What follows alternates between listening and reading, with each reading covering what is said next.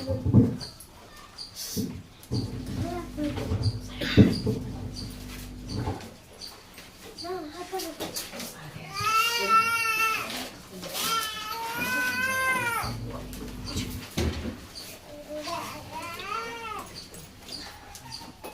దేవుని సన్నిధిలో ఆయన ఆరాధించడానికి ఈ స్థలం ఇచ్చేసినటువంటి క్రీస్తునందు ప్రతి సహోదరికి స్వాభిమానానికి కూడా అనుపూర్వంగా తెలియపరుస్తున్నాండి.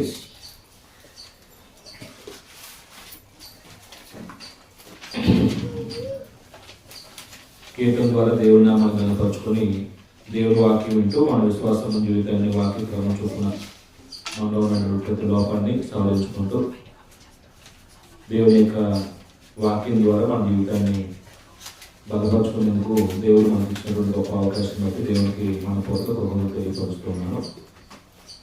ఆన్లైన్లో పాల్గొన్న వారికి, అలాగే శబ్దాల ద్వారా దేవుని మాటలు వినే వారికి ఈ స్థలం కూర్చొని దేవుని సన్నిధిలో ఉన్నాము, దేవుని మేము జీవంగా దేవుని ఆరాధిస్తున్నామనే భావంతో ఈ స్థలం ఇచ్చేసిన వారికి అందరికీ మరోసారి మనపూర్వకంగా వందనాలు తెలియపరుచుకుంటూ మన పాఠంలోకి వెళ్తాం. పౌలు రాసినటువంటి తిమోతి పత్రిక నుంచి గత కొంతకాలం ఒక పాఠం చదువుతూ వస్తూ ఉన్నాం. అదేంటంటే జీవంగా దేవుని సంఘంలో జనుల ప్రవర్తన గురించి మనం చదువుతూ ఉన్నాం.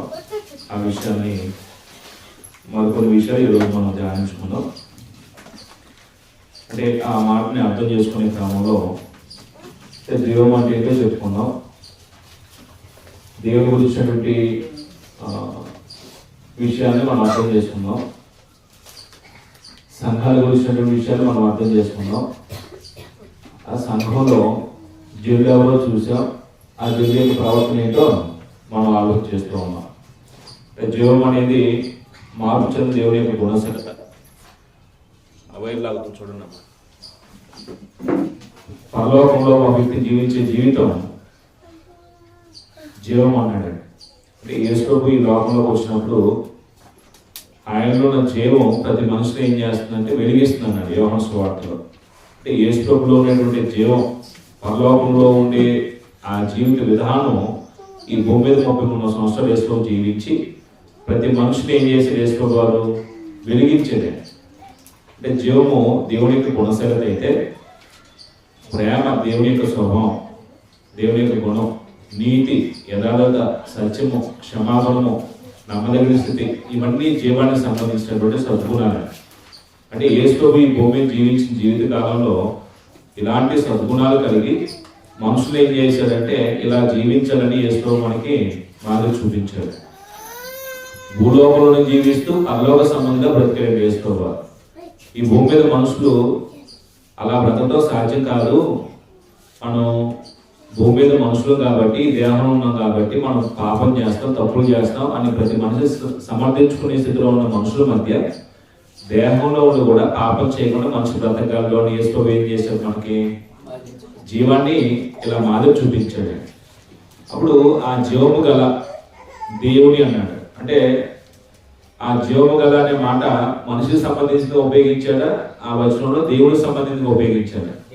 దేవుడికి సంబంధించిగా ఉపయోగించాడు, జీవము గల దేవుడు. అప్పుడు ఆ దేవుడి గురించి లోకంలో భిన్నమైన అభిప్రాయాలు ఉన్నాయి. తాము సృష్టించుకున్న వాడిని దేవుడు అనుకునేవారు లోకంలో ఉన్నారు, తమను సృష్టించిన వాడు దేవుడు అనుకునేవారు లోకంలో ఉన్నారు. 2 రకాల మనుషులు ఉన్నారు. అంటే మన స్వహస్తాలతో నిర్మాణం చేయబడిన దేవుళ్ళు అనుకునేవారు, దేవతలు అనుకునేవారు ఉన్నారు. అవి మనం చేసుకున్నవి దేవుళ్ళు ఎవరో, మనల్ని సృష్టించిన దేవుడు అనే ఆలోచనతో కొంతమంది సృష్టికర్తని దేవుడిని కలిగిన వారు కొంతమంది ఉన్నారు. ఆ దేవుడి గుణాలు, దేవుడి యొక్క గుణశీలత ప్రతి మనిషికి అర్థం కావాలనేది దేవుడి యొక్క కోరిక. తను తడువుగా తెలుసుకోవాలని ఆయన గుణలక్షణాలు ఏం చేశాడు, ఈ సృష్టిలో వివరించుకున్నాడు. ఆయన నిత్యశక్తికి సంబంధించిన లక్షణాలు వివరించుకున్నాడు, ఆయన స్వభావానికి సంబంధించిన లక్షణాలు వివరించుకున్నాడు. ఆయన సర్వశక్తిమంతుడని, ఆయన సర్వజ్ఞుడని, ఆయన సర్వాంతర్యామని, ఆయన నిత్యుడని, ఆయన పరిశుద్ధుడని, ఆయన ప్రేమస్వరూపని, ఆయన యథార్థుడు నమ్మదగిన వాడని ఈ సృష్టిలో చూసినప్పుడు, ఈ సృష్టిలో ఆయన కార్యాలు చూసినప్పుడు మనకు అర్థమవుతాయి. ఆ దేవునికి సంఘం ఉంది. అది దేవుడు తన సంకల్ప ప్రకారంగా ఈ భూమి మీద మానవం సృష్టించినప్పుడు ఆదాము దగ్గర నుంచి మనుషులందరూ ఏమైపోయారంటే దేవుని చిత్తాన్ని ధిక్కరించి తమ ఇష్టాన్ని పూనుకొని దేవునికి దూరస్తులు అయిపోతూ వస్తూ ఉన్నారు. అప్పుడు దేవుని చిత్తం బట్టి ఇదేని యేసు ద్వారా తెలియపరిచి యేసు యొక్క రక్తం ఇచ్చి మనుషులు కొని దేవుని చిత్తాన్ని జరిగించడానికి ఒక సమూహాన్ని భూమిని ఏర్పాటు చేస్తున్నాడు. దేవుని యొక్క విశేషమైన సంకల్పం అంటే ఆదామును దగ్గర నుంచి మనుషులందరూ దేవుని చిత్తానికి ఏమయ్యారంటే అవిధేయత చూపిస్తూ వచ్చారు. దేవుడు ఆయన పోలికలు ఆయన స్వరూపం సృష్టించుకున్నప్పుడు మనుషులు ఆయన పోలికలు బ్రతకాలి. కానీ పాపం చేసి మనిషి ఏమైపోతున్నాడు? దేవుడి సంకల్పం నుంచి తొలగిపోతున్నాడు. దేవుడి వల్ల కలుగు జీవనం నుంచి వేరైపోతున్నాడు. ఆ వేరైపోయిన మనిషిని రక్షించే క్రమంలో దేవుడు యేసుక్రీస్తు వారిని లోకాన్ని పంపించి ఆయన రక్తం ఇచ్చి ప్రతి మనిషిని కొని, అది ఒక కులానికి సంబంధించి కాదు, ఒక వర్గానికి సంబంధించి కాదు, ఒక దేశానికి సంబంధించి కాదు, ఒక ప్రాంతానికి సంబంధించింది కాదు. ఎవరైతే క్రీస్తు యొక్క రక్తం ద్వారా కడుగుపడ్డారో అది ఏ వర్గానికి సంబంధించిన వారైనా వారిని దేవుడికి ఏం చేస్తారంటే యేసుప్రభువారు ఒక రాజ్యంగాను యాజక సమూహంగా చేస్తారు. ఆ రాజ్యమే సంఘం. అప్పుడు ఆ సంఘం దేవుడి యొక్క సంకల్పంలో యేసుక్రీస్తు వారి సంఘాన్ని స్థాపించాలని, యేసుక్రీస్తు వారి సంఘాన్ని శిరస్సుగా ఏర్పాటు చేయాలని, ఆ శిరస్సుగా కలిగినటువంటి శరీరంలో వాళ్ళందరినీ ఏం చేస్తున్నాడు? ఒక అవయంగా చేస్తున్నాడు. అంటే ఈ అవయవాలన్నీ కూడాను ఎవరి పాలనలో ఉండాలి? ఎవరి పరిపాలన కింద ఉండాలి? యేసు యొక్క పరిపాలన కింద ఉండాలి. ఇక్కడ మనం సంఘంలోకి వచ్చిన వాళ్ళు ఆలోచించవలసింది ఏంటంటే జీవము గల దేవుని సంఘంలో జనుల ప్రవర్తన గురించి మనం చెప్పుకుంటున్నాం. జనులు ఎవరు? అసంఘ సభ్యులు. క్రీస్తు యొక్క రక్తం ద్వారా విమోచించబడి క్రీస్తు లాంటి స్వభావాన్ని సంపాదించుకోవడానికి వచ్చిన సమూహం. వాళ్ళు పరిశుద్ధులు అన్నారు, విశ్వాసులు అన్నారు, రాజుని యాజ సమూహం అన్నారు, దేవుని సొత్తైన ప్రజలు అన్నారు, దేవుని ఇంటివారు అన్నారు, దేవుని మంద అన్నారు. ఇలాంటి పదాలు బైబిల్లో చాలా ఉపయోగించారు ఈ జనుల గురించి. అప్పుడు వాళ్ళ ప్రవర్తన గురించి అంటే ప్రవర్తన అంటే వారి యొక్క జీవన విధానం, జీవించే జీవితం. అంటే ఇప్పుడు లోకంలో ఉన్నప్పుడు మన ఇష్టం ఎలాగైనా బ్రతకవచ్చు, స్వేచ్ఛ స్వాతంత్రాలు ఉన్నాయి, నీతిగా బ్రతకాలని నిబద్ధత ఏం లేదు.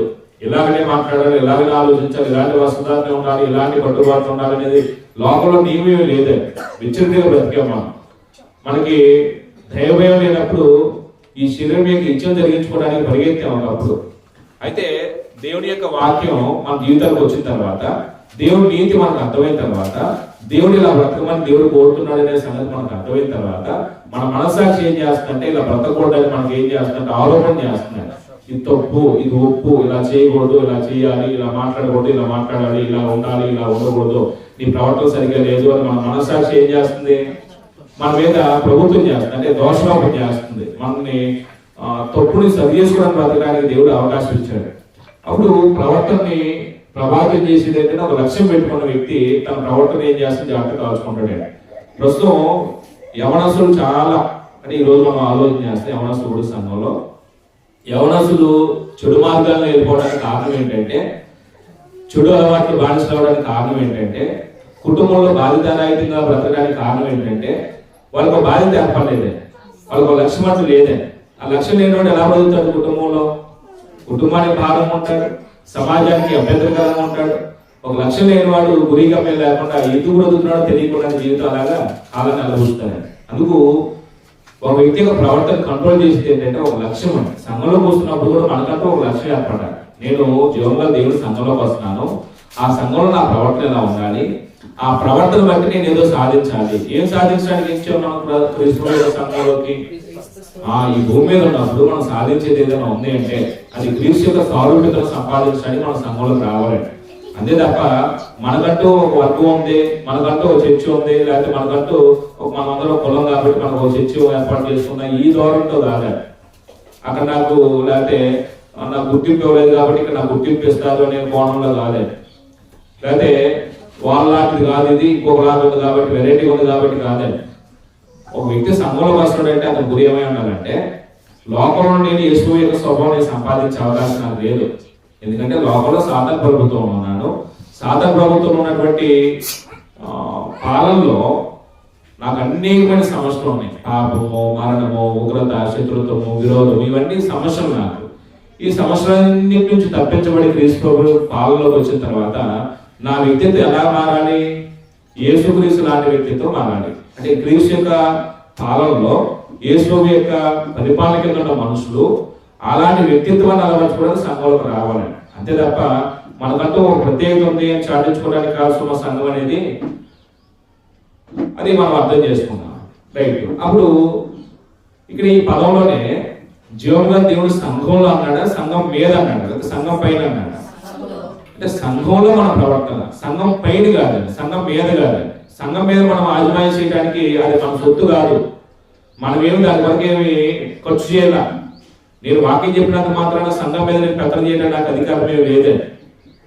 నాది కాదు అది సంఘం, అది యేసుప్రభుది. ఆయన రక్తమించి కొనుక్కున్నాడు, దేవుడు సంకల్పించాడు, అది దేవుడిది, అది యేసుప్రభుది. అంతే తప్ప ఇక్కడ నేను 10 మంది వాక్యం చెప్పాను కాబట్టి మీరంతా నా మాట వినాలి, నేను చెప్పినట్టు చేయాలి అనేది, నేను అలాంటి నియంత్రణతో పోగొడిపోతే నేను శాపగ్రస్తుడు అవుతాను. నేను ఎవరి యొక్క స్థానానికి ఆక్రమిస్తున్నానంటే ఇది యేసు యొక్క స్థానాన్ని ఆక్రమిస్తున్నాను. యేసు స్థానానికి వస్తే మనిషి భ్రష్టుడు అయినట్టేనండి. ఆ స్థానాన్ని కోరుకోకూడదు. భ్రష్టత్వం సంబంధించడానికి కారణం అదేనే. కాబట్టి ఎవరు కూడా సంఘం మీద ఆజమాయిషి చేయడానికి మనకి ఎవరికి అధికారం లేదు. సంఘంలో మన పాత్ర తప్ప విశ్వాసం మీద నేను పెత్తనం చేస్తాను, నేను వాక్యం బాగా తెలుసుకోండి, లేకపోతే వయసులో పెద్దోని, లేకపోతే నేను జ్ఞానవంతుని, బాగా ఎక్కువ చందా ఇచ్చేవాడిని, లేకపోతే ఎక్కువ కాలం నేను సంఘం ఉన్నవాడిని, లేకపోతే బాగా అందరికంటే పరిచయం చేసేవాడిని కాబట్టి మీరు అందరూ నా మాట వినాలని ఈ నియంత్రణకు పోకూడదు. ఎవరో సంఘంలో పోకూడదు. అలా పోవడానికి ప్రయత్నం చేస్తే మనం అధికారాన్ని కోరుకుంటున్నాం. దేవుడు ఇబ్బందాన్ని మనం కోరుకుంటే సంఘంలో మనం ప్రవర్తించే ప్రవర్తన మీరి ప్రవర్తిస్తున్నాం కాబట్టి అది శాపాన్ని కూడా చేస్తాం. పాత నిబంధనలో దేవుడి మందిరంలో దేవుడు ప్రవర్తించే విధానంలో ప్రవర్తించకపోతే ఏమైపోయారు? శాపగ్రస్తులు అయిపోయారు. దేవుడి సేవ చేసేవాళ్ళే, దేవుడి సందులో నెచ్చుకుని దేవుడికి దోపం వేసేవాళ్ళే, దేవునికి బలు అర్పించే వాళ్ళే ప్రవర్తించవలసిన విధానంలో ప్రవర్తించకుండా మితి మీద పోకపోతే వాళ్ళు నిర్దాక్షిణ్యంగా దేవుడి యొక్క ఉగ్రత గురయ్యారు. అంటే పాత నిబంధనలోనేమో వెంటనే శిక్ష వచ్చేది, ఇప్పుడు వెంటనే శిక్ష కలగట్లేదే. దేవుడు కృప చూపించి మనుషులు మారడానికి అవకాశం ఇస్తాడు తప్ప మనం వాళ్ళకంటే నీతిమంతులు గనులు అని కాదండి. యేసుప్రభువుకి బలి ద్వారా లోకానికి ఏం ప్రత్యక్షపరచబడింది? కృప ప్రత్యక్షపరచబడింది. ఆ కృప అడ్డుపడుతుందండి. మనుషులు ఇప్పుడు పాపం చేసిన సరే సంఘాల్లో ఎంతమంది శరీర సమూహం బ్రతికి నాయకులైన వాళ్ళు లేరండి. శరీర సమూహం బ్రతుకుతూ మిగిలిన 6 రోజులు ఇక్కడికి వచ్చిన తర్వాత అపవిత్రమైన జీవితం జీవించిన కూడా ఇక్కడ లీడర్స్ ఎంతమంది వ్యవహరించే వాళ్ళు ఉన్నారు ప్రభు యొక్క సంఘాలు. అంటే మనకు ఉన్న కొద్ది మంది కాబట్టి మనకు అది తెలియదే. తాగుబోతులు పెత్తనం చేసేవాళ్ళు ఉన్నారు, మోసాలు చేసి వ్యాపారం చేసేవాళ్ళు సంఘంలో పెత్తనం చేసేవాళ్ళు ఉన్నారు. అలాంటి వాళ్ళు అసలు సంఘంలో ఉండొచ్చా? అన్యాయం చేసేవాడు, అపవిత్రమైన జీవితం జీవించేవాడు సంఘంలో అసలు వ్యవహరించకూడదు. అలాంటి వ్యక్తులు చాలా చోట్ల నాయకులుగా ఉన్నారు. మరి వాళ్ళు చావట్లేదే.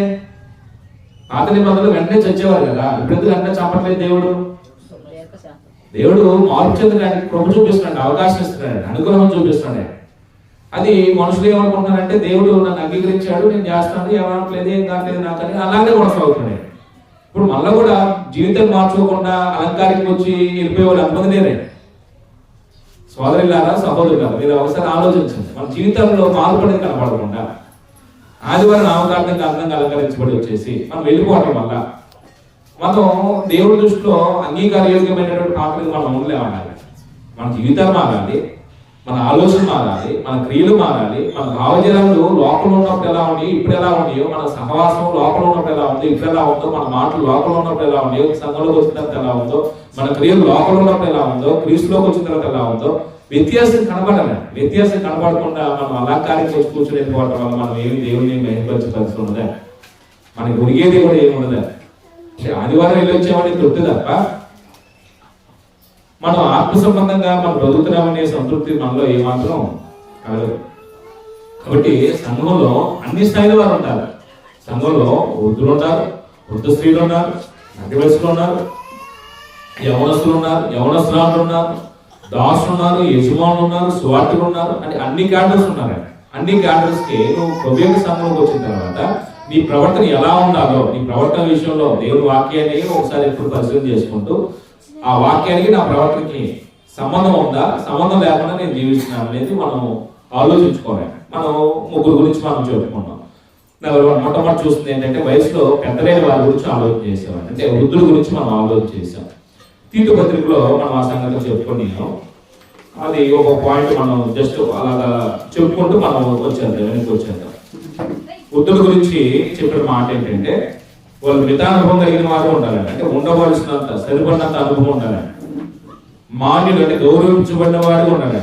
2వ అధ్యాయం మనం చెప్పుకున్న ఈ విషయాలన్నీ కూడా తీతు పత్రిక 2వ అధ్యాయం 2వ వచనం నుంచి మనం ఈ విషయాలు మాట్లాడుకున్నాం. స్వస్థ బుద్ధి కలిగిన వారు, అంటే ఆరోగ్యకరమైన బుద్ధి కలిగిన వారు అన్నారు. వయసు వచ్చిన తర్వాత బుద్ధి మంచి బుద్ధి ఉండాలండి, సుబుద్ధి ఉండాలండి, ఆరోగ్యకరమైన బుద్ధి ఉండాలి. కుటుంబ కుతంత్రాలు ఉండకూడదండి, లోపల 5 అనుమానాలు ఉండకూడదండి, ఇంకా శరీర ఇచ్చిన కొన్నింటిని కంట్రోల్ చేసుకోలేని స్థాయిలో ఉండకూడదండి. వాటి అన్నిటి అధిగమించి రావాలండి. లోపం లేని వారే ఉండాలి. ఏ విషయం లోపం లేని వారు అంటే 3 చెప్పాడండి. విశ్వాస విషయంలోను, ప్రేమ విషయంలోను, సహన విషయంలోను. వయసులో పెద్దలైన వారు సంఘంలో మనకున్న పాత్ర ఏంటంటే, ఇప్పుడు మధ్య వయసులో ఉన్నవారు పెద్దలు అవ్వచ్చు, వయసులో పెద్దలైన వారు ఉన్నారు ఇక్కడ 40 సంవత్సరాలు పైబడిన వారు. అంటే మీరు ఒకసారి ఆలోచించవలసింది ఏంటంటే, మేము కూడా ఒక రోజుకి పెద్ద వయసు వస్తే, దేవుడు ఆయుష్ ఇస్తే మేము కూడా 60 దాడుతామా, లేకపోతే పోతామా మంచిలో. ఒకవేళ మేము కూడా సంఘంలో మన ప్రవర్తన విషయంలో ఎలా ఉండాలని చెప్పాడంటే, ఉండవలసినటువంటి అనుభవం ఉండాలి, గౌరవించబడినటువంటి జీవితం జీవించాలి, సంఘంలో వికిలిగా జీవించకూడదు, ఉందాగా ఉండాలని. అంటే చూసిన వ్యక్తులు మీ మీద విన్యాసాలు వల్లించే విధంగా మీ జీవిత విధానం ఉండకూడదు. మరి ఎంత జాగ్రత్తగా ఉంటే మిమ్మల్ని గౌరవిస్తారో అలాగే అర్థం చేసుకోవాలి. నేను అంత మీకు చెప్పలేనండి, వదిలిపెట్టాను. అప్పుడు వృద్ధ స్త్రీలకి కూడా కొన్ని నియమాలు ఇచ్చేదండి. వృద్ధులైనటువంటి స్త్రీలు, సంఘంలో పెద్దలైనటువంటి స్త్రీలు, వాళ్ళకు కూడా కొన్ని బాధ్యతలు ఉన్నాయండి. ఏంటంటే కొండిగత్తలుగా ఉండకూడదు. అంటే అక్కడ మాట ఇక్కడ మాట అక్కడ, అంటే పని లేనప్పుడు ఏం చేస్తామంటే ఖాళీ కూర్చొని ఇవన్నీ చెప్పుకుంటూ ఉంటాం. ఒక వయసు వచ్చిన తర్వాత పనులు తగ్గుతాయి, పిల్లలు చేసుకుంటారని ఏం చేస్తారు వీళ్ళు, ఇంకే పనిలో ఇన్వాల్వ్ అవ్వాలండి. ఇంకే పని ఉంటే ఏ పని లేనప్పుడు, ఇంట్లో పనులు లేనప్పుడు ఇంకేం పని ఉండిద్ది, ఆలయాలు కలుగుతారు, వాళ్ళ గురించి చెప్పుకుంటారు. అది వ్యక్తిగత విశ్వాసాన్ని చాలా నష్టం చేస్తాయి. అది చెప్పుకోవడానికి కాదు మనం వచ్చింది. కొండిగత్తలుగా ఉండకూడదు, మద్యపాన శక్తిలో ఉండకూడదు అని చెప్పుకున్నాను. అంటే తాగుబోతనం అనేది దేవుని రాజ్యాన్ని స్వతంత్రించుకోమని చేస్తారు. పురుషులు తాగకూడదు, స్త్రీలు తాగకూడదు. అంటే కొన్ని ప్రాంతాలు తాగుతారు కాబట్టి ఈ విషయం చెప్పాడు. 3వ విషయం, యవనస్తులైనటువంటి స్త్రీలకి మంచి ఉపదేశం చేయవారుగా, మంచి బోధ చేసేవారు ఉండాలండి. అవేంటో యవన స్త్రీల గురించి మనం చెప్పుకుంటాం. ఈ పూట మధ్య వయసు గురించి మనం మాట్లాడుకున్నాం లాస్ట్ పాఠంలో. అంటే మధ్య వయసులో అనే మాట బాల్యం నుంచి యవనం దాటి, యవనం నుంచి మధ్య వయసులో వచ్చింది. అంటే బాల్యంలో ఉన్నప్పుడు తెలియనిస్తుంది, యవనస్తులకు వచ్చిన తర్వాత కొంచెం దురుగు స్వభావం ఉంటుంది, ఏమైనా చేయగలం, ఏదైనా చేస్తామని. ఇప్పుడు ఉద్రేకపూర్తికి వెళ్ళిపోతాయి. కొంచెం మధ్య వయసుకు వచ్చిన తర్వాత కొంచెం ఆలోచిస్తారండి, బాధ్యతలు పెడతాయి. ఆ బాధ్యతల నుంచి కొన్ని అనుభవాలు నేర్చుకుంటారండి. ఆ అనుభవాల నుంచి జీవితం కొన్ని పాఠాలు నేర్పిస్తాయి. అప్పుడు ఇవన్నీ కూడా మధ్య వయసుకు వచ్చిన తర్వాత బైబిల్లో ఉన్నటువంటి కొన్ని సూత్రాలు ఏంటంటే, పురుషుల గురించి చెప్పిన మాట ఏంటంటే, ప్రతి స్థలంలో ప్రార్థన చేయవాడే ఉండాలనే విషయం చెప్పుకున్నాం. ప్రార్థన చేసే వ్యక్తిత్వం ఎలా ఉండాలంటే, కోపం లేని వాడే ఉండాలి. అంటే ప్రస్తుతం 40 సంవత్సరాలు పైబడిన తర్వాత మధ్య వయసు స్టార్ట్ అయితే ప్రతి పురుషుడు ఏదైనా సందర్భంలో ప్రార్థన చేయాలంటే, నేను చేయనండి, నాకు రాదని అనకూడదు. అంటే అలా రాలేదంటే ఆయనకి ఏం అవ్వలేదు, ఇంకా భక్తి జీవితం అవ్వలేదే, ప్రార్థన జీవితం లేదే. అంటే మీరు ఎంతమంది, నేను పోయిన పాటలో కూడా చెప్పాను, మీరు ఎంతమంది మీ పిల్లలు పిలిచి దగ్గరికి ప్రార్థన చేసే అనుభవం ఉందో నాకేం తెలియదే. ఒక తండ్రిగా మీ బిడ్డల్ని దగ్గర పిలుచుకొని వాళ్ళు ఎక్కడికి వెళ్తున్నా, ఏం చేస్తున్నా, బయటికి వెళ్తున్నప్పుడు ప్రార్థన చేసి పంపించడం అనేది అలవాటు చేసుకోవాలి. నాకు రాదని అనకూడదండి. 40 సంవత్సరాలు వచ్చిన తర్వాత ప్రార్థన రాదంటే ప్రాపర్గా వాళ్ళు ఏం చేసినోడు కాదు, తిరిగినోడు కాదండి. చాలా చోట్ల చర్చిస్కి వెళ్తారండి, వెళ్ళే వాళ్ళు ఉన్నారండి, చిన్నప్పటి నుంచి వెళ్ళే వాళ్ళు ఉన్నారండి. కానీ వాళ్ళకు గురి గమ్యం ఉండదండి. ఏదో అలంకారికంగా ఆదివారం వెళ్ళి అలా వచ్చేస్తారండి. ప్రార్థన రాదు, ఒక పాట రాదు, ఒక వాక్యం చదవటం ఉండదు, పోనీ ఎవరైనా కలిసి ఒక మాట చదవడం ఉండదు, ఏముండదండి. ఒక గురు ఉండదండి. లోపల కూడా శాఖలు ఉన్నాయి. ఎంత ఆదివారం ఆడేదో చేస్తుంటారు, వీళ్ళు జపాలు చెప్తుంటారు, వచ్చేస్తారండి. వాళ్ళకి గురి గమ్యం ఉండదండి. అందుకే వాళ్ళలో ఏ మార్పు ఉండదండి. నీతి, పరిశుద్ధత, యథార్థత, నేను వేసుకోలేదు స్వరూప సంపాదించిన గురియోగం ఇచ్చిన వాళ్ళకి ఏముండదండి. వదిలిపెట్టాక అంటే కోపం లేని వారే ఉండాలి, అనుమానం లేని వాడే ఉండాలి, హృదయంలో చెడు ద్వేషభావం లేకుండా ఉండాలి. పవిత్రమైన చేతులతో ప్రార్థన చేయడం అనేది అది పవిత్రమైన జీవితానికి సంబంధించింది. ఈరోజు ఇంకో విషయం చూద్దాం. కానీ ఇవన్నీ మళ్ళీ పునరుచ్చారం చేయడానికి ఎక్కువ టైం లేదు కాబట్టి వెళ్ళిపోతాను. తీతు పత్రిక 2వ అధ్యాయము. ఈరోజు ఇంకొక వ్యక్తి గురించి మనం ఆలోచించాం. జీవం గల దేవుని సంఘంలో ఆ జనులు ఎవరో ఆలోచన చేస్తూ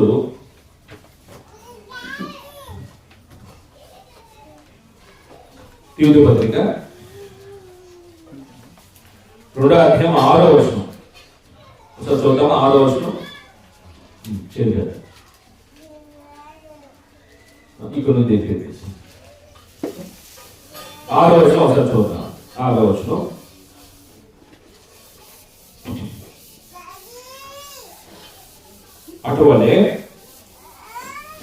అటువలనే అంటాడు. అంటే పైన 10 మంది గురించి చెప్పాడు. చెప్పిన తర్వాత మళ్ళీ ఇంకొకరి గురించి చెప్తున్నాడు. అటువలన అంటే అలాగనే ఇంకొకరి గురించి మాట్లాడుతున్నాడు. వృద్ధ స్త్రీల గురించి చెప్పాడు, పైన వృద్ధుల గురించి చెప్పాడు. వృద్ధ స్త్రీలు యవనస్తులైన స్త్రీల గురించి ఏం బోధించాలి, హెచ్చరించాలి చెప్పాడు. అటువలనే స్వస్థ బుద్ధి గలవారే ఉండవాలని యవన పురుషులని హెచ్చరించుము. ఇప్పుడు ఈ వచనంలో జీవంగా దేవుని సంఘంలో ఏ కేటగిరీ వారికి హెచ్చరిక ఇస్తున్నాడండి, అంటే ఏ స్థాయి వారికి చెప్తున్నాడండి? ఏమండి? కొత్త వయసులో ఇక్కడ వృద్ధ వయసులో ఉందండి. 6వ వచనంలో యవన పురుషులను హెచ్చరించమన్నాడు. అంటే ఇప్పుడు సంఘంలో ఎవరి గురించి చెప్తున్నాడు? యవన పురుషుల గురించి మాట్లాడుతున్నాడు. అంటే 4వ పాయింట్ 5వ పాయింట్ 4 యవన పురుషుల గురించి చదువుతాం. యవనస్తుల గురించి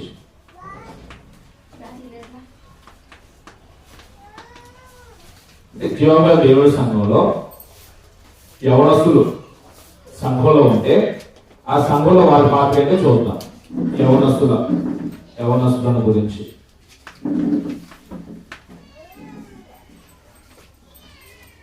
కొంచెం మనం జాగ్రత్తగా ఆలోచించుకోవాల్సింది. ఎందుకంటే యవన ప్రయాణం అనేది ఇక్కడ యవనస్తులు ఎక్కువ మంది కాకపోయినా మన పిల్లలు యవన ప్రయాణం ఉన్నారు కాబట్టి రాబో కాలానికి ఒక చిన్నపిల్లలైన వారు యవనస్తులతో వస్తారు కాబట్టి వాళ్ళ విషయంలో ప్రధానమైన పాత్ర తల్లిదండ్రుల మీద చాలా బాగుంటుంది. కుటుంబంలో యవనస్తులు దేవుని మార్గంలో కూడా ఉన్నారంటే తల్లిదండ్రుల ప్రభావం చాలా ఉంటుంది.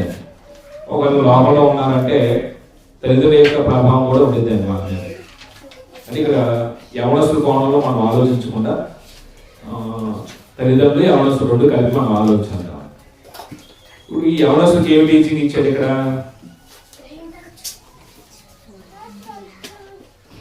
6వ వచనంలో అటువల్లనే స్వస్థ బుద్ధి గలవారే ఉండవాలని యవన పురుషుడిని హెచ్చరించమన్నాడు. సంఘంలో ఎలా ఉండాలంటే యవనస్తులు స్వస్థ బుద్ధి గలవారే ఉండాలి. స్వస్థ బుద్ధి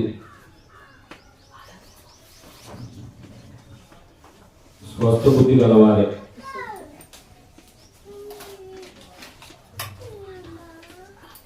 స్వస్థ బుద్ధి అనే మాట అన్ని కేటలకు సంబంధించిన ఏదో ఒక కేటకు సంబంధించింది. వృద్ధులకి వర్తించింది, మధ్య వయసు వర్తించింది, యవనస్తులకు వర్తించింది. అంటే స్వస్థ బుద్ధి అనేది ఆరోగ్యకరమైన బుద్ధి ఉండాలి. బుద్ధి మంచిదైతే క్రియలు కూడా మంచిగా వస్తాయి. బుద్ధి వంకర వచ్చింది అనుకో క్రియలు కూడా ఏమవుతాయి? అంతర కార్యాలు చేస్తాం. అందుకే అన్ని స్థాయిల వారికి కూడా ఈ హెచ్చరిక చెప్తూ వచ్చాడు. హెచ్చరించు అన్నాడు. ఇది తేలిక చెప్పేది కాదు. ఇది అక్కడే అన్నట్టు చూడండి 6వ వచనంలో అటువలనే స్వస్థ బుద్ధి గలవారి ఉండవాలని యవన పురుషుని హెచ్చరించుము. అంటే ఇప్పుడు హెచ్చరించమంటే యవనస్తులకి ఏముండదండి? ఆరోగ్యకరమైన బుద్ధి ఉండదండి, అనారోగ్యకరమైన బుద్ధి లేదండి. ఇంకా చెప్పాలంటే ఒకవేళ వంకర బుద్ధి ఉండొచ్చు.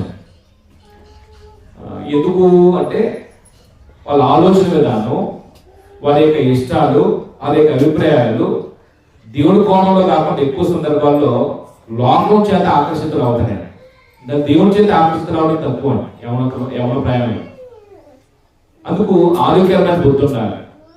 అందుకే చాలా మంది ప్రభుత్వ సంఘంలోకి వచ్చిన తర్వాత కూడా లోకంలో ఎలాంటి సంస్కృతి లేదు అలాంటి సంస్కృతిని సంఘంలో వ్యవహరిస్తారు.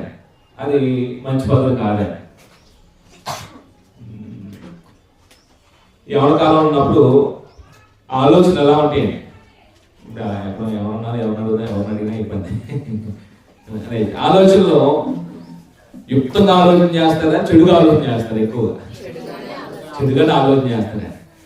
జ్ఞానేంద్రియాలు ఉంటాయి, కళ్ళు, నాలుక, చెవులు, ఈ చర్మం, ఇవన్నీ జ్ఞానేంద్రియాలు, పంచేంద్రియాలు అంటారు చూడండి.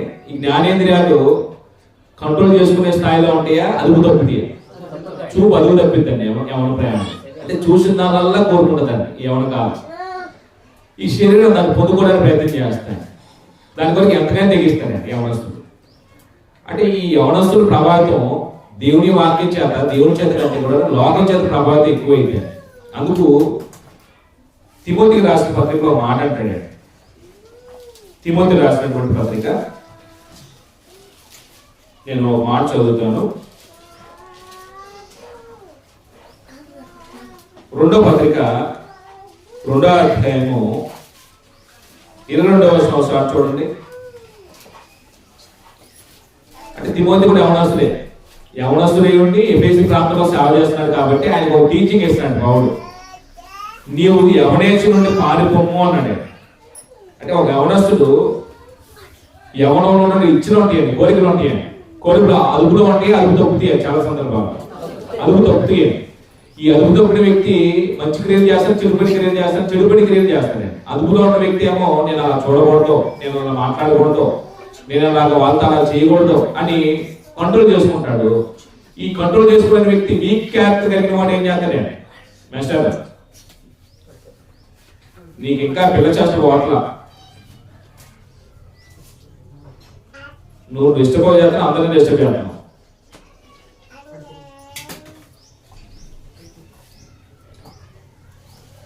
రైట్. అంటే ఇప్పుడు ఆలోచన అదుపు చేసుకోలేకపోతే చెడుపడి కార్యాలు జరుగుతాయి అని జీవితాలు. ఇక్కడ కూడా యవనించు నుండి పారిపోము అనే మాట చెప్తున్నాడు. పారిపోవడం అంటే ఆ ఇచ్చల్లో కొనసాగాల, వాటికి దూరంగా రావాలా. ప్రస్తుతం దూరంగా ఉండే వాళ్ళు ఉన్నారా, వాటిని ఆస్వాదించే వాళ్ళు ఎక్కువ మంది ఉన్నారా? ఆస్వాదించే వాళ్ళు ఎక్కువ మంది ఉన్నారా? అది లోపల ఉందండి. సంఘంలోకి వచ్చిన తర్వాత మారు మనసు లేని యవనస్తులు సంఘంలోకి వస్తే ఆ సంఘానికి చెడ్డ పేరు చాలా వచ్చింది. నేను యవనస్తులు నమ్మటం మానేసాను, నన్ను క్షమించండి. నేను వాక్యం వింటానండి, నేను మారుతానండి, నేను బాప్తిస్మం అవుతానండి, ఎవరైనా యవనస్తులు వస్తే ఇది ఎందుకు వస్తున్నాడో అని సందేహించవలసిన పరిస్థితి వచ్చిందండి ప్రస్తుతం. అంటే వాళ్ళు ఎందుకు వస్తారో తెలియదే. ఒక చోట తెలియని సంగతి చెప్తానండి. ఆ కుర్రోడు చాలా ఆసక్తి వస్తున్నాడండి. ఈ స్వార్థను ఏమనుకుంటున్నాడంటే వాక్యం బాగా నచ్చింది అనుకుంటా, వాక్యం పట్టుకున్నాడు ఆ కుర్రోడు, సంఘంలో బాగా పరిచయం ఉపయోగపడతాడు అని ఈ స్వార్థులు యవనస్తుల్ని ప్రోత్సహించడం ప్రారంభించింది. అతను వాక్యం విన్నాడు, బాప్తిస్మం పొందాడు. తీరా వచ్చింది వాక్యం కొరకు కాదండి. ఆ సంఘానికి ఒక అమ్మాయి వచ్చిందంటే ఆ అమ్మాయిని ఆకర్షించి ఆ వ్యామోహం తెచ్చుకోవడానికి సంఘానికి వచ్చింది. వాడు ఎంత పాపాన్ని పట్టుకుంటున్నాడే. దేవుడి సందికి అందుకని రావాల్సింది. అసలు అలాంటి వ్యక్తి బాగుపడతాడండి. క్షమించండి అంటే లైవ్ వస్తుంది. అంటే సంఘాన్ని దృష్టి పట్టించడానికి అలాంటి వాళ్ళు ఉంటారండి. దైవ జ్ఞానం కలిగింది ఆత్మసంబంధం బ్రతకడానికి వచ్చేవాళ్ళు కాదండి అలాంటి వాళ్ళు. అది లోకంలో చెల్లుబాటు అయితే, ఆ సినిమాల్లో చెల్లుబాటు అయితే అది లోకం కాబట్టి లోకం అలాంటి వాటిని ప్రోత్సహిస్తుంది. క్రీస్తు యొక్క సంఘం లోకం కాదండి. క్రీస్తు యొక్క సంఘం త్యాగం మీద కట్టబడిందండి. యేసు యొక్క త్యాగం మీద, అపోస్తుల యొక్క త్యాగాల మీద, ఆది క్రైస్తవుల త్యాగాల మీద కట్టబడింది. త్యాగాల మీద కట్టబడింది. ఈ స్వార్థ ప్రజల కోసం సంఘం వినియోగించుకోవాలా? అలాంటి దౌర్భాగ్య సంఘాల్లో ఉంటే సంఘాలు బాగుపడతాయండి. ప్రస్తుతం మారు మనసు లేని సంఘంలోకి వచ్చేస్తున్నారండి. పుట్టు మార్చుకున్న వాళ్ళు కాదండి, బ్రతుకు మార్చుకున్న వాళ్ళు కాదండి, అలవాట్లు మార్చుకున్న వాళ్ళు కాదండి, వాళ్ళ ఆలోచన మార్చుకున్న వాళ్ళు కాదండి, వాళ్ళ క్రియలు మార్చుకున్న వాళ్ళు కాదండి. భక్తి అనే ఒక వేషం కప్పుకొని భక్తిహీనమైన కార్యక్రమాలు జరిగించడానికి ఎక్కడికి వచ్చాడే? సంఘంలోకి వచ్చాడే. అలాంటి వాళ్ళు సంఘంలో ఉంటే సంఘాలకి ఎంత చెడ్డ పేరు వచ్చింది. ప్రస్తుతం క్రీస్తు యొక్క సంఘాల్లో యవనస్తులు ఆశ్రయించబడటానికి కారణం ఏంటంటే బ్రతుకు మార్చుకున్న వాళ్ళు చాలా మంది తక్కువ. అసహ్యమైన కార్యం జరిగించేవాళ్ళు ఉన్నారు రహస్యంగా. చూడకుండా వాటిని చూసేవాళ్ళు ఉన్నారు ఆయన, చేయకుండా పనులు చేసేవాళ్ళు ఉన్నారు ఆయన. అంటే క్రీస్తు యొక్క సంఘంలోకి వచ్చిన తర్వాత లోక సంస్కృతిని ఏం చేయాలి? విసర్జించాలి. క్రీస్తు యొక్క సంఘంలోకి వచ్చి ఈ ప్యాంట్ వేస్తారు కొంతమంది, చినిపోతుంది ఎక్కడెక్కడ. అంటే చినిని కాదు, అది ఫ్యాషన్ అంటే. అలాంటి వాళ్ళు చూసారండి మీరు? అంటే పల్లెల్లో ఏమో కానీ పట్టణాల్లో అలాంటి సంస్కృతి వచ్చేస్తున్నాయి. అలాంటి సంఘాల్లో తగులంటే అసలు ఆ క్రాప్ కూడా ఎలా ఉండిద్దండి? చుట్టూ అంటగట్టి ఉండిద్దండి, బయట పెట్టుకుని ఉండిద్దండి. కొంత సువార్తలు కూడా మరి మన సువార్తలకి ఆ సంఘంలో చెప్పడం లేదే అండి. ఎటువంటి చేశారు ఇదంతా సేవ్ చేసుకుంటాను. ఇక్కడ మాత్రం ఉంటాయండి ఇంటికి అవసరం అండి. ఇక్కడ ఉంటాయండి కొంతమందికి. చూసారా సువార్తికుల్ని? ఆ సంఘంలో వయసు పెద్దలని చెప్పాలి కదండి. బ్రదరు మీ క్రాఫ్ట్ బాగాలేదండి, విశ్వాసం తగినట్టుగా లేదండి, సిగ్గు లాగా ఉన్నారండి మీరు. అది మేము చూస్తే సిగ్గులు కాదు కనపడాల్సిందే. దైవగుణం కలిగినటువంటి సహోదరులుగా మేము చూడగలిగాం. మీకు ఎంత బాగాలేదండి, మీ వస్త్రధారణ బాగాలేదండి చెప్పలేదు వయసులో పెద్దోళ్ళు. తప్పండి అలా చెప్పడం, వయసులో పెద్దలు చెప్పాలి. ఇప్పుడు నేను అన్నానండి, నేను అంటే ఎవరి ప్రయాణం ఉన్నప్పుడు ఎలాంటి వస్త్రాలు వేసుకోవాలో సేవకుడి వస్త్రాలు అభ్యంతరకరంగా ఉంటాయండి. అలాంటి వస్త్రాలు వేసుకోకూడదు. ఒక సందర్భంలో బ్లాక్ షర్ట్ మిక్సీ షర్ట్ చేసుకున్నాను నేను. అంటే నాకు బాగా నచ్చిందండి, నాకు తీసేసుకున్నాను. అప్పుడు బాప్తిస్మా మామూలు తీసేసుకున్నాను. బాప్తిస్మా పోయిన తర్వాత అంటే నేను అలాగనే కొనసాగేది. ఓ సహోదరు పిలిచి, బ్రదర్ ఈ జిగిరి షర్ట్లు వద్దండి, సేవగా ఈ అభ్యంతరకరంగా వద్దంటే అవి ఎప్పుడు చేసుకోలేదండి. అది సువార్తిడే ఆయన తెలుసాను. ఇంకో వయసు పెద్ద అయినా నిండు కలర్ ఒకసారి సందర్భం వేసుకుని వెళ్ళిపోయాను. ఇది సువార్త పరిచయం కోరుకున్నాను, ఇలాంటివి వచ్చండి ప్లేన్ చేసుకున్నాను. అంటే ఇప్పుడు మన వస్త్రాలు కూడా కొంతమందికి అభ్యంతరకరంగా ఉంటుందండి, మన మాటలు అభ్యంతరకరంగా ఉంటాయండి, మన క్రియలు అభ్యంతరకరంగా ఉంటాయండి, మన కాపుడు సందర్భాలు అభ్యంతరకరంగా ఉంటాయి, మన గడ్డం అభ్యంతరకరంగా ఉంటుంది. ఇట్లా ఏం చేయాలండి? ఎవరి ప్రేమ ఉన్నప్పుడు ఎవరైనా చెప్పినప్పుడు దాని ప్రేమతో స్వీకరించాలి, మార్చుకోలే. నువ్వేంటో నాకు చెప్పేది అనకూడదు, నీకేం తెలుసులే నా పడలతో నీకెందుకు అనకూడదు. అందుకే యవనించి చాలా ఉంటాయండి, ఒకటని కాదండి.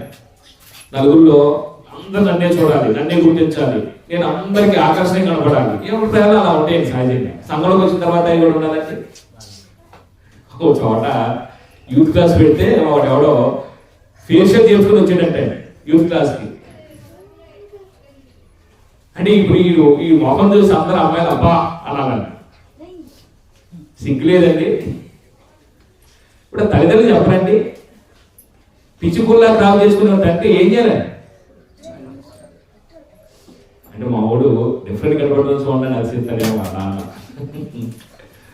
మావుడు కాబట్టి అంటాడేమో. అవి లోకంలో చెల్లుబాటు అవ్వండి, క్రీస్తు సంఘాలకి అది చెల్లుబాటు అవ్వండి. అంటే ఇవి కూడా చెప్పాలంటే చెప్పేవాళ్ళు లేదండి. ఇప్పుడు తల్లిదండ్రులు చెప్పట్లేదండి, సంఘంలో సువార్తలు చెప్పట్లేదండి. అందుకే యవనస్తుల యొక్క జీవితాలు చాలా చాలా దారుణంగా తయారైపోతున్నాయి. తిమోతి యవనస్తుడు, యవన ప్రాయంలో సేవకు వచ్చినాడు కాబట్టి, ఇగో తిమోతి నీ యవనిచ్చ నుంచి ఏంటి పారిపో, వాటిలో ఉండొద్దు, వాటి నుంచి దూరంగా. చాలా ఉంటాయి, ఆకర్షిస్తాయి. దయచేసి ఆ ఇచ్చులో పడిపోవద్దు. ఇక్కడ ఉన్న యవనస్తులు, జూమ్లో పాల్గొన్న యవనస్తుల, మీరు చదువు నిమిత్తం దూర దూర ప్రాంతాలు వెళ్ళారు. అక్కడ ఆ కాలేజీ వాతావరణం, అక్కడ హాస్టల్ వాతావరణం, అక్కడ ఉన్నటువంటి ఆ ప్రాంత వాతావరణం యవనస్తులు బాగా ప్రభావితం చేస్తాయి. తెస్తే లేదు, చాలా ప్రభావితం చేస్తాయి. రూమ్మేట్స్ అంటారండి, అవి కూడా చేయవా, ఈ కూడా చేయవా, ఎప్పుడు అలా ఉండలేదా, పొద్దులాగా ఇలాగైతే ఎట్లా అని ప్రోత్సహిస్తారండి. నేను దేవుని కుమారుని. ఇప్పుడు బైబిల్లో యవనస్తులుగా ఉండాలని భక్తి కలిగిన యవనస్తులు మనకి ఏదో ఎవరైనా మార్గం చూపించారండి. చాలా మంది ఉన్నారండి భక్తి కలిగిన వారు. పాపం చేసే అవకాశం ఉన్న పాపను దూరంగా పారిపోతున్నాడు యూసుఫ్. నల్లేడా ఓ స్త్రీ నీ ధర్మాన్ని జరిగించు, రాత్రి సమయం వచ్చేసి నాకు పిరిమిడిగా ఉన్నప్పుడు ధర్మాన్ని మీరు ప్రవర్తించలేదండి. ఆయన పోయారు, ఎవరు లేరు, ఆయన ఆమె ఉంది. వయసులో ఉన్నటువంటి వ్యక్తి దగ్గరికి ఒక స్త్రీ వస్తే అర్ధరాత్రి ఎవరైనా ఏం చేస్తానే పాపం భావజాలు వస్తారండి. అని అక్కడ కూడా అమ్మాయిని సంబోధిస్తానే, అక్కడ కూడా కుమారిని సంబోధిస్తానే. అంటే యవనస్తులైన స్త్రీతో మాట్లాడే విధానం కూడా తెలియలేదు యవనస్తులు. ఇప్పుడు యవనస్తులు ఒక అమ్మాయిని చూసి ఎలా మాట్లాడతారు, డబుల్ మీనింగ్ డైలాగ్ మాట్లాడతారు. పశువులు తగ్గదండి అది తగ్గదండి. అందుకే యవనస్తులైన తిమోతికి సంఘంలో యవనస్తులైనటువంటి స్త్రీలు యవనస్తులంతా ఎలా వ్యవహరించాలంటే తిమోతి 1:5 చూడండి 2వ వచనంలో యవనస్తులతో తోటి యవనస్తులు ఎలా ఉండాలో చెప్తారండి. ఇక్కడ మనం లోకంలో సినిమాలు చూసి ఆ వేషాలు సంఘాల్లోకి వచ్చి వేయడానికి ప్రయత్నం చేస్తారండి. అది సినిమాలకు తగునండి, అది వేషధారణ కాబట్టి, వాళ్ళు నటిస్తారు కాబట్టి. తిమోతి 1:5 వచనంలో 2వ వచనం, అన్నదమ్ములని యవనస్తులను, అంటే వయసులో యవన ప్రయాణం ఉన్నటువంటి వ్యక్తులు ఎలా చూడాలి, అన్నగా చూడాలి. వయసులో పెద్దోడైతే చిన్నోడైతే తమ్ముడు అన్నాడు. ఇక్కడ అరే బాబా అనకూడదండి, అరే బాబా అంటే అనకూడదండి, అది నీచమైన సంస్కృతి. వాడు మనసులో ఏదో పెట్టుకుని ఏమంటాడండి, అరే బాబా అంటాడండి, అది బాబా అంటాడండి. ఇది ప్రభుత్వ సంఘాలు కాదండి. అన్నదమ్ములని యవనస్తులను, తల్లులని వృద్ధ స్త్రీలను, అంటే వృద్ధులు వయసులో పెద్దలైనటువంటి స్త్రీలను తల్లుగా భావించలే. అక్క చెల్లెలని పూర్ణ పవిత్రతో యవన స్త్రీలని హెచ్చరించుము. తిమోతి యవనస్తులు అయితే వాళ్ళు ఏదైనా తప్పు చేస్తున్నప్పుడు వాళ్ళు ఏదైనా హెచ్చరించే క్రమంలో ఎలా హెచ్చరించాలి, ఆ పదం మిగిలిన వాళ్ళకి ఉపయోగించలేదండి. యవనస్తులైనటువంటి స్త్రీలతో మాట్లాడుతున్నప్పుడు నీ భావజాలు ఎలా ఉండాలి, పూర్ణ పవిత్రత ఉండాలి. ఆలోచనలు కూడా రాకూడదండి, ఏ వ్యామోహం రాకూడదండి, మాటలో కూడా ఏమైనా డబుల్ మీనింగ్ డైలాగ్ రాకూడదండి. అక్కడ అన్నాడండి, అక్క చెల్లెండ్రని. నీ అక్కతో ఎలా మాట్లాడతావు, నీ చెల్లిగారితో ఎలా మాట్లాడతావు, అంతే పూర్ణమైన పవిత్రతతో సంఘంలో ఉన్నటువంటి యవనస్తులైనటువంటి స్త్రీలతో ఏం చేయాలండి, ఒక సహోదరుడు ఒక స్వాతి నేనైతే సంఘంలో యవనస్తులుగా ఉన్నటువంటి వారైనా సరే పూర్ణ పవిత్రత ఉండాలండి. అపవిత్రంగా ఏం చేయకూడదండి, మాట్లాడకూడదండి. అపవిత్రత వచ్చిందా సంఘంలో భ్రష్టాచారం చేసుకుంటున్నాను, అది లోకం తీసుకొస్తున్న సంఘంలో. ఈ నియమాలన్నీ మన పిల్లలకు తెలుస్తున్నాయండి, మనం నేర్చుకోవట్లేదే.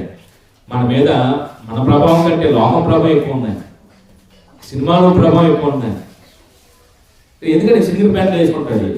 ఎక్కడ చూసాడు బైబుల్లో, ఎక్కడ చూసాడు బైబుల్లో తిమోతి చేసుకున్నాడు అలాగా, తీర్పు చేసుకున్నాడు అలాగా, ఎవరు వేసుకున్నాడు?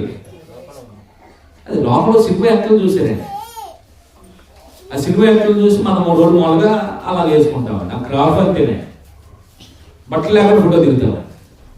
నీ ఒళ్ళు ఎవరు చూడాలి, నీ భార్య చూడాలి. వివాహం అయితే వివాహం కాదు, నీ తల్లిదండ్రులు చూస్తారు. సమాజం చూడాలి నీ ఒళ్ళు. ఆ ఒళ్ళు చూపించేది ఎక్కడంటే ఆ సినిమా యాక్టర్లు అండి. ఆ డబ్బులు కొరకు వాళ్ళు ఏం చేస్తారు, ఆ వేషం వేస్తారండి. డబ్బులు తీసుకుంటా వేషం అయిపోయి మళ్ళీ మామూలుగా ఉంటారండి. నువ్వెందుకు ఆ వేషం వేయటం? ప్రభు సంఘాల్లో అలాంటి వేషాలు నాకు తెలుసండి. అలాంటి సంఘంలో ఉంటే సంఘం బాగుపడకండి. యవన ప్రాయం చాలా ప్రమాదకరమైంది. యవనస్తులు మేము అది చేయగలం ఇది చేయగలం అంటారు, తొందరపడతారు. పరిశుద్ధుల విషయంలో మాత్రం నిర్లక్ష్యం ఉంటారండి. మనకు అర్థం కావాల్సింది ఏంటంటే, నీ ఎవడేంచి నుంచి ఓ ఎవడుడా పారిపో. అక్కడ ఉన్నవాళ్ళు పాపం ప్రేరేపించే చోట నువ్వు ఉండకూడదు. పాపులు అక్కడ కూర్చొని మాట్లాడుకునే చోట ఆ స్థలంలో ఉండకూడదు. ఎందుకంటే నీ భావజాలాలు పరిశుద్ధంగా ఉండాలి కాబట్టి. నిన్ను చెడును ప్రోత్సహించే కార్యం ఏం జరుగుతుంది అక్కడ నీవు ఉండకూడదు. తిమోతి పత్రికలో 4వ అధ్యాయం 2వ పత్రిక క్షమించండి, 1 అధ్యాయము 12 ఇది కూడా చెప్పి నేను ముగిస్తాను. స్వస్థ బుద్ధి గల వారు ఉండాలంటే ఆరోగ్యకరమైన బుద్ధి కలిగిన వారు ఉండాలి. ఆరోగ్యకరమైన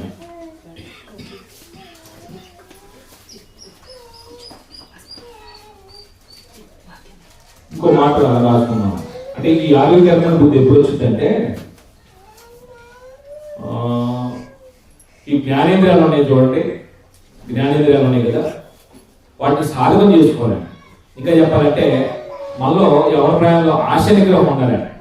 అంటే దాన్ని ఏమంటే ఆశ నిగ్రహం అనే దాన్ని సెల్ఫ్ కంట్రోల్ ఉండాలి. చూసిన దానివల్ల మనం పొందుకోవడానికి ఏం చేయకూడదండి, పరిగెత్తకూడదండి. పవిత్రతను భంగం చేసుకుంటామని అపవిత్రమైపోతాం. అలాగైతే ఆలోచనలు అపవిత్రమైపోతాయి, దురాలోచనలు వచ్చేస్తాయి, దుర్వ్యసనాలు వచ్చేస్తాయి. కాబట్టి ఆశ నిగ్రహం కలిగిన వాడు ఉండాలి. ఆశలను అదుపు చేసుకునే వాడు ఉండాలి.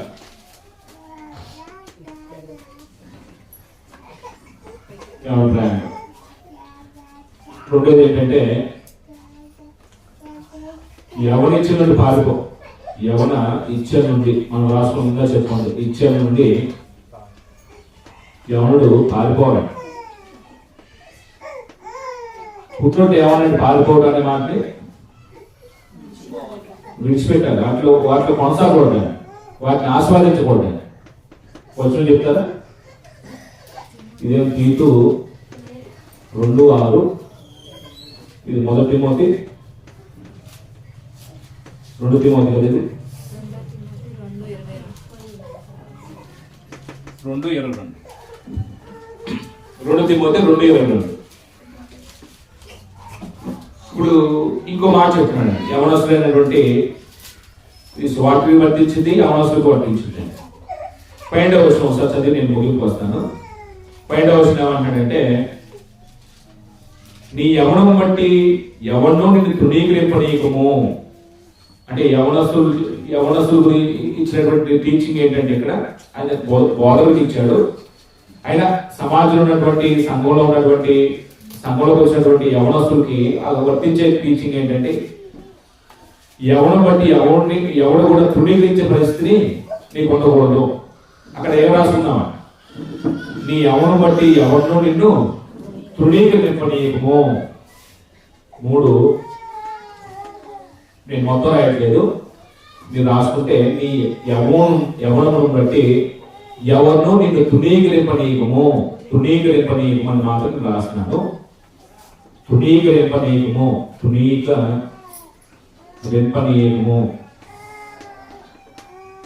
అంటే యవనం బట్టి తృణీకరించబడే పరిస్థితి వచ్చిందండి. ఎందుకు తృణీకరించబడతారు యవనస్తులు ఎక్కువగా? యవనస్తుల్ని ఎందుకు తృణీకరిస్తారు ఎక్కువ మంది అండి? చెడు ప్రవర్తన బట్టి, మాటలను బట్టి. ఓకే, అంటే యవనస్తుల్ని ఎక్కువ సందర్భాలు ఎందుకు తృణీకరించబడతారంటే వారికి వయసు ఉండదండి, 2 అనుభవం ఉండదు, ఏది పడితే అది మాట్లాడతారు, మాటలు మెలకడర్థం ఉండదు, తొందరపడి మాట్లాడతారు, అన్నానని సమర్థించుకోవడం ప్రయత్నం చేస్తారు. అంటే వయసు ఉండదు, అనుభవం ఉండదు, అప్రోప్రాయం కాబట్టి కురశాసనం ఉంటాయి, కురతనం ఉంది కదండి. ఇప్పుడు సంఘంలోకి అవనవసరం వచ్చాడు, మరి ఇంకా కురతనం అలాగనే ఉండాలా? కొంచెం మెచ్యూరిటీ మైండ్ ఆలోచించాలి, మెచ్యూరిటీ మైండ్ రావాలండి. అంటే మనం ఇంటర్మీడియట్ లో బాప్తిస్మం పొందినటువంటి వ్యక్తులు కూడా పీజీ స్థాయిలో హుందాకు కొంతమంది పిల్లలు వ్యవహరిస్తారు. కొన్ని చోట్ల పీజీకి వచ్చిన కూడా ఆ కురచాసన ఇంకా పోవాలి, మిగిలిగా ఉంటారు. అంటే మైండ్ అనేది మెచ్యూరిటీ అవ్వాలండి.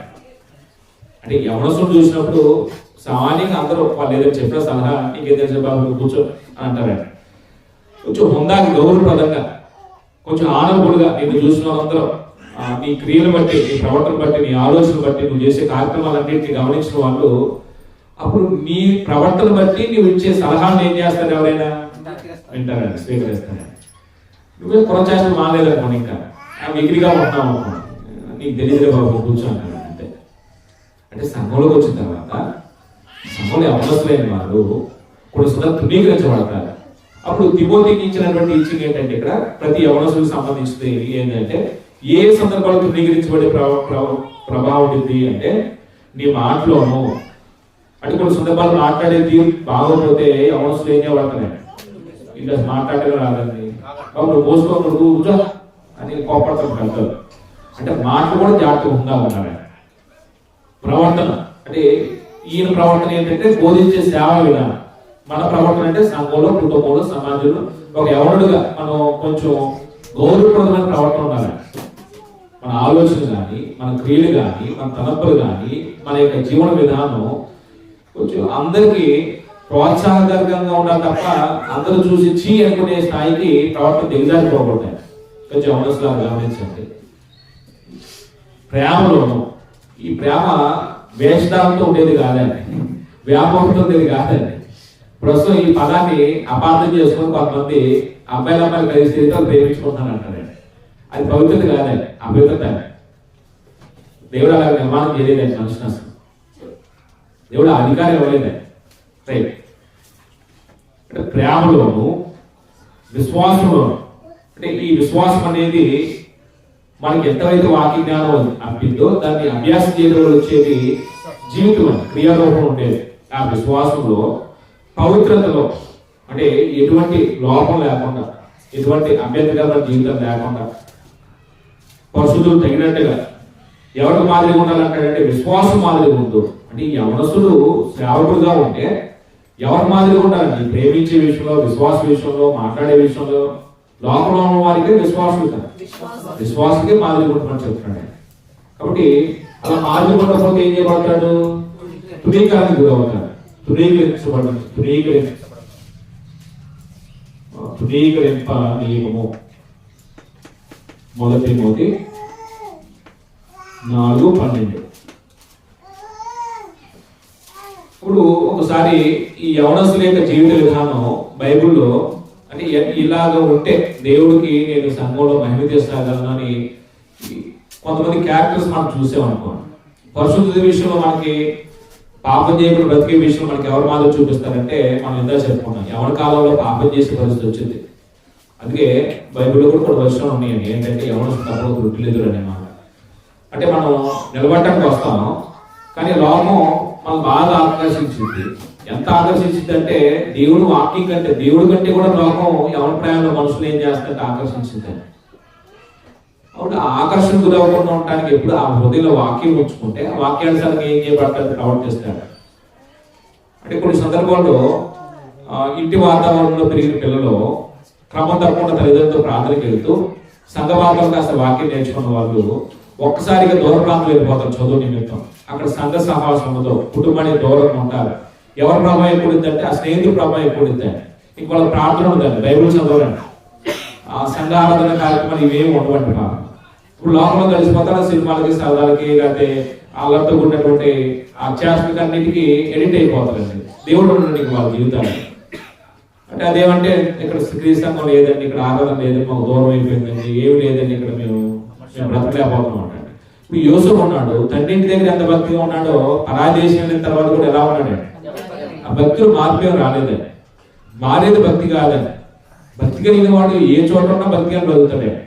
ఈ భక్తిహీనతే మనుషులు ఏం చేస్తారంటే దేవుడి మార్గం నుంచి తప్పేస్తాయి.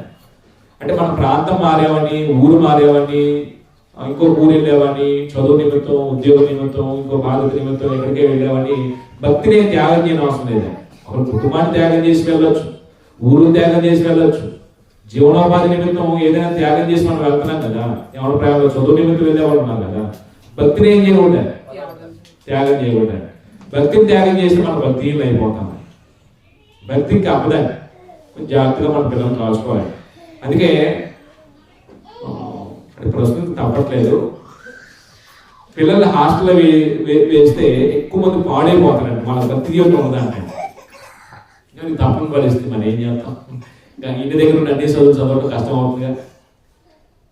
అందుకే ఓ పెద్దోళ్ళు అంటారండి, కొంతమంది హాస్టల్లో ఏంటి బాబు పిల్లల్ని పాడవుతారండి, వాళ్ళు ఎలా బ్రతుకులో తెలియదు, వాళ్ళు ఏం చేస్తారో తెలియదు, వాళ్ళు బైబుల్ చదువుతున్నా లేదో తెలియదు, వాళ్ళు ప్రాథమికత లేదో తెలియదు, ఏం తెలియదు.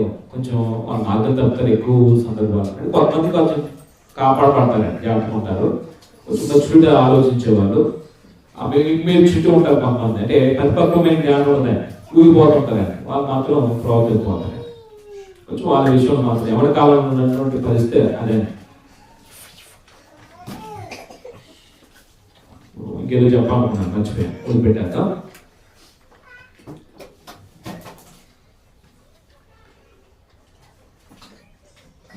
పరిశుద్ధుల విషయంలో ఇంకెవరైనా మార్పు కనబడతారు మనకి. యోసేపు ప్రాంతం బట్టి పరిశుద్ధులు ఎటువంటి మార్పు లేదే. పాపం చేసే అవకాశం ఉన్నది కూడా ఆయన ఏం చేయలేదే, పాపం చేయలేదే. పాపం దూరం వెళ్ళిపోయాడు. అంటే ఒక రైట్ పర్సన్ ఆయన పరిశుద్ధులు జీవించే విషయంలో. బబులోను చెరలో ఉన్నటువంటి బానిసలుగా జీవితం ప్రారంభించిన వ్యక్తుల జీవితం కూడా చూస్తే దానియేలు కానీ, షద్రకు కానీ, మేషకు, అబేద్నెగోలు కూడా రాజు పూజించే భోజన పదార్థాలు కక్కుర్తి పడలేదండి. ఎక్కడితో అద్భుతమైపోతాము అంటే ఏం చేసిరే, మామూలు శాకాహార ధాన్యాలని మాకు పెట్టమన్నా తప్ప రాజు గురించి ఆ మాంసాపేక్ష కనపరచలేదే, ఆ మాంసాన్ని ఆపేక్షించలేదే. మాకు వద్దయ్యా 10 రోజులు పరిశీలించిందయ్యా దాన్ని పెట్టిందే అంతే. అంటే తిండి విషయంలో కూడా పరిశుద్ధం భంగం చేసుకోలేదండి. కొంతమంది వాళ్ళ క్యారెక్టర్ని చంపుకోలేదు, యోసేపు క్యారెక్టర్ని అమ్ముకోలేదే. ఒక శ్రీరామ గారు వెళ్ళిపోయి క్యారెక్టర్ అమ్మేసుకోలేదే. ఇక్కడ పరిశుద్ధ విషయం తిండి కొట్టుకుంటూ కూడా పరిశుద్ధం పోగొట్టుకోలేదు. అంటే మనం అయితే పరిశుద్ధత బ్రతికితే యవన ప్రేమ ఉన్న పిల్లలు, అంటే మన పిల్లలు చిన్నప్పటి నుంచి సండే స్కూల్ స్థాయి నుంచి పిల్లలకి ఆ స్టోరీలు కొడుకోబెట్టి నేర్పాలి. అన్న యోసేపు ఇంత పరిశుద్ధం బ్రతికాడు, పాపం చేయడానికి అవకాశం ఉన్నా సరే పాపం చేయలేదు. ఆయన దేవుడు కుమారుడు, ఆయన వ్యక్తిత్వం కలిగిన వాడంటే. బోయాజు ఉన్నాడే, పరాశ్రీతో ఎలా మాట్లాడాడండి, ఎంత గౌరవం మాట్లాడాడండి. రాత్రివేళ వచ్చిన స్త్రీ దగ్గర పాపం చేసే భావాలు ఉంటాయి ఎవరికి, కానీ ఆ నీతి ముందు కలాంటి భావాలే కలగలేదే. నీకు సమీపంలో ఉన్నాడు ఆయన, ధర్మం దేవధర్మం జరిగిస్తే సరే, ఒకవేళ లేకుంటే నేను ఆ ధర్మాన్ని జరిగిస్తాను. అది న్యాయంగా వ్యవహరించలే. ఇప్పుడు ఎవరున్నారా న్యాయంగా వ్యవహరించేవాళ్ళు? పెళ్ళైన తర్వాత భార్యించుకొని కూడా అక్రమ సంబంధం కూడా పరిగెత్తండి. మగవాడు కాదు, అంటే మనిషి కాదండి, పశువు ఉంటాను నా దృష్టిలో. ఈ భార్య ఉంది, ప్రమాణం చేసుకుని వచ్చావు, భార్య ఉంచుకొని ఇంకొక వారి వైపు చూస్తున్నావంటే నువ్వు మనిషిగా పశువు. చుట్టూ కదా పోయేది అని వాయువాల్సి ఉండదు. ప్రస్తుతం యవనసుకి చిన్నప్పటి నుంచి కొంచెం నెమ్మదిగా నేర్పుకోవాలి.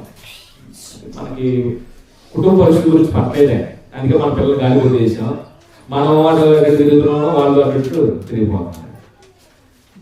అని ఇప్పుడు వరకు మనం కొంచెం సేఫ్టీలో ఉన్నామండి. ఇప్పుడు కొంచెం రోత సంస్కృతి వచ్చేస్తుంది ప్రస్తుతం మన కుటుంబాల్లోకి. రాబో కాలం ఇంకా వరిష్గా తయారైతే మరి ఇంకెంత జాగ్రత్తగా మన పిల్లలు తెచ్చుకోవాలి. దీని బట్టి ఆలోచించాలి, జాగ్రత్తగా ఉంచుకోవాలి. దేవుడి చిత్తం జరిగించే విషయంలో యేసు లాంటి వ్యక్తిత్వం ఏర్పడాలి మనకి యవనస్తున్న పిల్లలకి. యేసు భోజనానికి కక్కుర్తిపడలేదండి. భోజనం కంటే కూడా దేవుడి రాజ్య స్వార్థ గొప్పదనుకుంటాండి. దేవుడి చిత్తం జరిగించి ప్రాధాన్యత ఇచ్చేది అవును కదా. అంటే ఆయన కూడా యుక్త వయసే కదండి, 30-33 సంవత్సరాలు మంచి వయసు అండి. అది యుక్త వయసు, ఎవరి ప్రయాణం మరి చూడండి. అంటే మన పిల్లలకి మనం ఏమి వారి మనసులో పెట్టగలుగుతున్నాం, దేవుడి చిత్తం జరిగించే విషయం అంత దేవుడికి నేర్పగలుగుతున్నామా? పరిశుద్ధంగా జీవించే విషయంలో యోసేపు ఉన్నటువంటి దానియేలు, షద్రకు, మెషకు, అబేద్నెగో భావజాలను మన పిల్లల మనసులో పెట్టగలుగుతున్నామా? పరాశ్రీతో అసభ్యకరంగా మాట్లాడకూడదు, అసలు ఆ స్త్రీ గురించి అలా ఆలోచించకూడదు అని బోయాజు లాంటి వ్యక్తిత్వాన్ని మన పిల్లలు నేర్పగలుగుతున్నామా? నేర్పితే అలాంటి కుటుంబాలు పర్లాల సంబంధం కుటుంబాలకు ఏర్పడతాయి. వాళ్ళ విషయంలో మనం ఏడవనవసరం లేదే. బయటికి ఎందుకు పోతారో తెలియదు, ఏ తాగుబోతారో తిరుగుతారో తెలియదు, ఏ అమ్మాయిని వేసుకుంటారో తెలియదు, ఏడవడం అవసరం లేదే. ప్రస్తుతం యవనస్తుల జీవితాలు చాలా ప్రమాదంలో పడిపోతున్నాయి. మీరు మరి ఏం చేస్తారో తెలియదు. అంటే వివాహాలు అయిపోయిన వాళ్ళు పరిస్థితి ఏమో కానీ వివాహాలు కాకముందు వాళ్ళ పరిస్థితి మాత్రం చాలా దారుణంగా ఉన్నాయి. ఆ తల్లిదండ్రులు చాలా కలగంటారండి పాపం. నా కొడుకు నా కూతురని వాళ్ళకి లేకపోయినా సరే అన్ని విషయాల్లో పిల్లలకి సౌఖ్యం తీసుకుంటారు. ఓ వయసు వచ్చిన తర్వాత రొమ్మందని వెళ్ళిపోతారు. ఇప్పుడు ఎంత ప్రమాదం ఉంటే మరి రావుగానే ఎంత ప్రమాదం ఉండేది. లోకంలో పిల్లలు చేస్తారంటే వాళ్ళకి నీతి నిబద్ధత లేదు. దేవుడి సన్నిధికి వచ్చే పిల్లలు కూడా అలాంటి వక్ర వైఖరి కలిగి ఉంటారంటే వాళ్ళ భవిష్యత్తు ఎవరు బాగు చేయగలరు? దేవుడి సన్నిధికి వచ్చి ప్రవర్తన మార్చుకోకపోతే ఇంకెవరు బాగు చేయగలరు వాళ్ళ ప్రవర్తన? చాలా బాధ్యత ఉందండి తల్లిదండ్రులు. వాళ్ళు వేసే వేషాలు వెనకాల మనం సమర్థిస్తూ పోతే మన పిల్లలు కూడా జీవితాలను ఏది నాశనం చేసినట్టే చేస్తాం. ఏది పిల్లలు యవనకాలంలో ఉన్నప్పుడు వాళ్ళు చెడుతూ చూస్తున్నప్పుడు గద్దించాలి, కానీ గద్దించవలసిన స్థాయిలో ఏం చేయలేకపోయాడు, చెప్పేసారి చెప్పలేకపోయాడు, అది ఫెయిల్ అయిపోయాడు. భక్తి కలిగిన వాడే, అంటే ఆ భక్తి వాళ్ళ శరీర మార్గంలో ఏం చేయలేకపోయింది. ఆ ప్రేమ దేవుడి కన్నా గొప్పగా ఇచ్చిందండి అండి పిల్లలు. మనం కూడా చాలా సందర్భాల్లో మన పిల్లల జీవితం నాశనం కావడానికి మనమే కారణం అండి. తప్పు చేసిన కొడుకును సమర్థించే తల్లులు ఉన్నారండి, ఇంకోటి బాగుపడతాడండి. నన్ను క్షమించండి తల్లుల గురించి నేను తప్పుగా మాట్లాడతాను. తప్పు చేసే కొడుకుని సమర్థించే తల్లులు ఉన్నారండి. తండ్రికి అందించినా సరే మీరు ఒకనే అని ఆ డోరు మోపించి ఆ కొడుకుని ఇంకా చెడు మార్గం నడిపించే తల్లులు చూశాను నేను. వాళ్ళు బతుకులు మారవండి. తర్వాత గుండె రూపులు పోదుకుంటున్నారంట. ఏం ఉపయోగం ఇప్పుడు పోదుకొని? ఒక వయసు వరకే వింటారండి. ఆ వయసు దాటిన తర్వాత ఏమో దేవుడు ఇచ్చిన పిల్లల విషయంలో మనం దేవుడు లెక్క చెప్పాలండి. అది మాత్రం దేవుడు ఊరుకోడండి. ప్రతి దాని విషయం దేవుడు లెక్క అడుగుతాడండి. నీ కొడుకుని ఇచ్చాను, నీ కూతురుని ఇచ్చాను, నువ్వు ఏం చేసావు? నా కుమారుడిగా పెంచమని నీకు ఇస్తే నువ్వు రౌడీలా పెంచావు, తాగుబోతులా పెంచావు, తిరుగుబోతానిగా పెంచావు అని దేవుడు లెక్క అడగడం రోజున దేవుడు ప్రతి దాని విషయం లెక్క అడుగుతాడండి. ఏం తప్పించుకోలేమని. ఈరోజు కోరిని కూడు పెడుతున్నాం, కోరిని వస్త్రం ఇస్తున్నాం, కోరిని చదువు చెప్తున్నాం, కానీ ఆత్మీయంగా ఆ పిల్లలకు అవసరమైన వాటిని ఏమి ఇచ్చాం? అది కూడా దేవుడు అడుగుతాడు లేదా? ప్రతి మంచి తండ్రి పిల్లలను ఆస్తికర్తగా చేస్తాడు. బైబిల్లో ఉన్నటువంటి నియమం అది. మనం పిల్లలకి భాగ్యవంత పరిస్థితిని ఇవ్వాలి, తండ్రిగా సంపద పరిస్థితిని ఇవ్వాలి. కానీ ఆ సంపద పరిస్థితి ఇచ్చే క్రమంలో వాళ్ళని భక్తిహీనతలకు ఏం చేయకూడదు. మనం యవనస్తులు భక్తిహీనలు అవడానికి కారణం, ప్రధానమైన కారణం కుటుంబ వాతావరణం సరిగ్గా ఉండదండి. భార్య భర్తల మధ్య సంబంధం బాగోదండి. భార్య భర్తలే పిల్లల మధ్య కొట్టుకుంటుంటే పిల్లలు ఏం చూసి నేర్చుకుంటారు? భార్య భర్తని ఒకరికొకరు సెటారిక్ గా మాట్లాడుకుంటున్నప్పుడు ఏం నేర్చుకుంటారు? అయ్యే కదా నేర్చుకునేది. పిల్లలు పాడైపోయారని ఏడుస్తున్నాం, పాడవటానికి నా పాత్ర ఏంటో ఒకసారి అర్థం చేసుకుంటున్నావా? అర్థం చేసుకోవట్లేదు. నేను ముగిస్తాను సమయం ఏంటంటే, అంటే యవనస్తులు అయిన పురుషుల గురించి మనం ఆలోచన చేసాం. యవనస్తుల స్త్రీల గురించి ప్రభు చిత్తం అయితే మనం వచ్చేవారు చెప్పుకున్నాం. యవనస్తుల స్త్రీలు కూడా కొన్ని నియమాలు ఇచ్చాడే దేవుడు గ్రంథంలో. మనం చెప్పుకున్నా అంటే ఇంకో కోణంలో మనం ఆలోచించాము. అది వృద్ధులైన స్త్రీలు యవనస్తులైన స్త్రీలకి హెచ్చరించాలి, ఉపదేశం చేయాలనే కోణంలో మనం చెప్పుకున్నాం. ఇప్పుడు వీళ్ళకు ఉండవలసిన పాత్ర ఏంటో, సంఘంలో యవనస్తులైనటువంటి స్త్రీలు ఉండవలసిన పాత్ర ఏంటో, వాళ్ళు ఎలా నడుచుకోవాలో, తమ యొక్క ఇంటిని, తమ కుటుంబాన్ని, తమ సంఘాన్ని ఎలాంటి ప్రభావిత కట్టుకోవాలో ప్రభుత్వం తర్వాత ఆలోచన మీ అందరికి మనాలు తెలియపరుస్తూ ప్రభు యొక్క మరణాన్ని జ్ఞాపకం చేసుకుని నాలో మనం వెళ్దాం.